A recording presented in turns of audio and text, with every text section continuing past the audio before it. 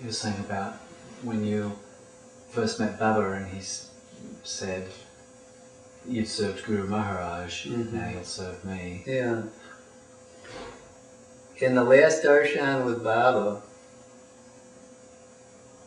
he said, "You run a large ashram and take many people across the sea, and I'll come and live in it, and I'll visit your house." An interesting thing, I was living in a rural situation in Arkansas at the time, and Dhyan Yogi came and stayed in my house. So it was like the Guru principle came back in a different form and stayed in my house. Baba said, "I'll visit your house," or "stay in your house," and Dhyan Yogi came to my house. And he came there to do his once a year anustan, or austerities, that he does during Navratri, this 9-day period sacred to the Shakti.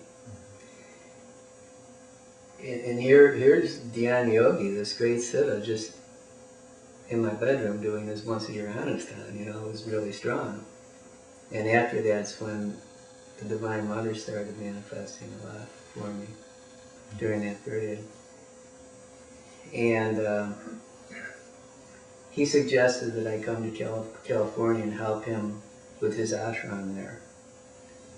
And I moved to California to help him run his ashram in SoCal, California. And he had ill health just when I was leaving and went back to India, and I arrived at the ashram and he was gone.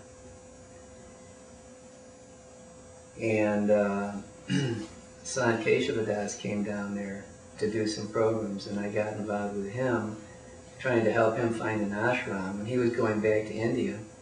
It was an opportunity for me to go back and see Dhyan Yogi in India. And it was during that trip to visit Dhyan Yogi in India that I had this experience that I talk about, God alone is. So that's a brief period. How many years was it from when you first had From contact? 67 to 81. Okay. That's not a brief period. No, that was 81.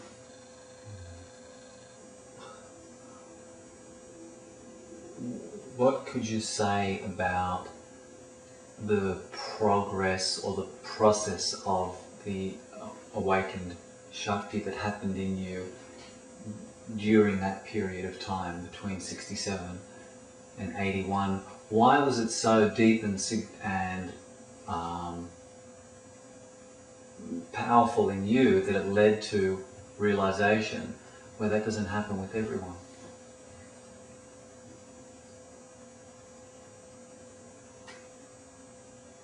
It's just grace, and one thing leads to another.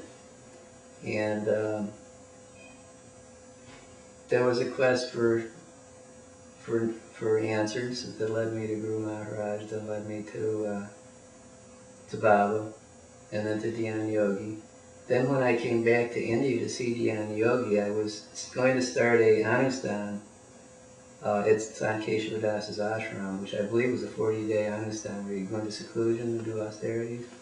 And the night before that started, Anandamaya manifested and said, "Don't start this Anustan, come and see me." In a vision, she Yeah, manifested. in meditation. So I went to see Anandamaya, and things really opened up in that experience with Anandamaya. And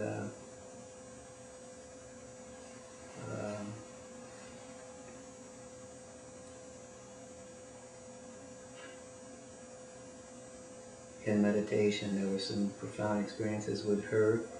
And then I was lucky that she called me to wave arti to her after that experience. And then when I was waving the arti, I felt some energy jump in, from her.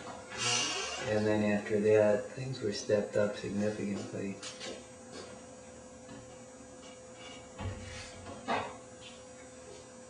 Sure. Things were stepped up significantly after that.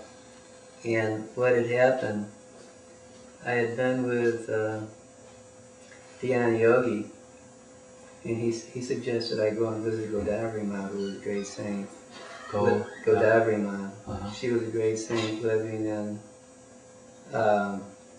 Sakura, which is near Shirdi. And I was so blissed out from being with Dan Yogi and the experiences that I've been having, that I was kind of in a transcendental state on the train, and they yelled out to stop, and I got up and got off the train. Everything was left on the train, all my luggage and money and everything. Oh, So I was in India with nothing. wow. And everything was stripped away, you might say. And that's when the Divine Mother revealed herself, you know. It was when you got off that train then? At that point in time, I was on my way to see Godavari Ma, and everything was stripped away. There was no money. The guru had like a stroke and was very sick. And Godavari Ma had a stroke, or Dan Yogi, some sort of illness no one could explain, where he was really sick. And it was after being with Ananda Ma, and I was en route to visit Godavari Ma. And there was this experience where the Divine Mother appeared in the forms of the gurus I had been with, as Baba, as Dhyan Yogi, as Ananda Ma. And then she appeared in my form, and then she became formless as Chitti Shakti, you know, everywhere. So the realization was that there was just that. And it was that had been working with me through these great beings, that had appeared as these great beings. And that's all it was. And along in that period of time,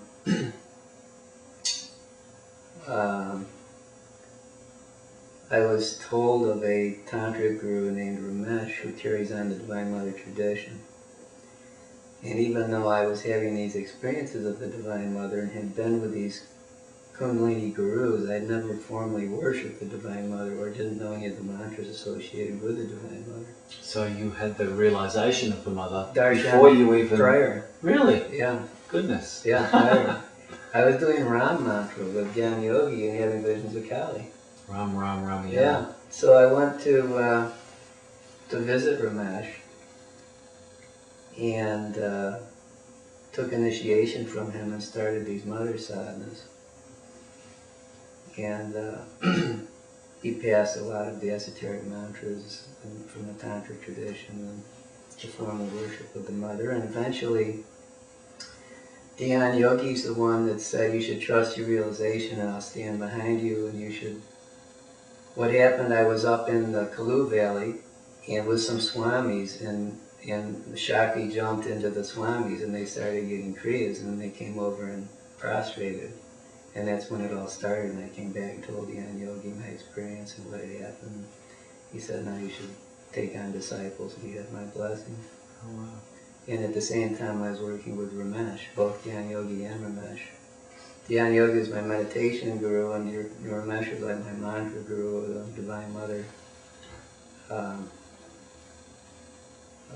mantras. And Ramesh passed the lineage of the Divine Mother tradition. There's a guru mantra that he gives, which was given by his guru, which, so as far as I know at this point, he's only given to me, so he passed that lineage to occupy the seat of the Mother tradition. Wow.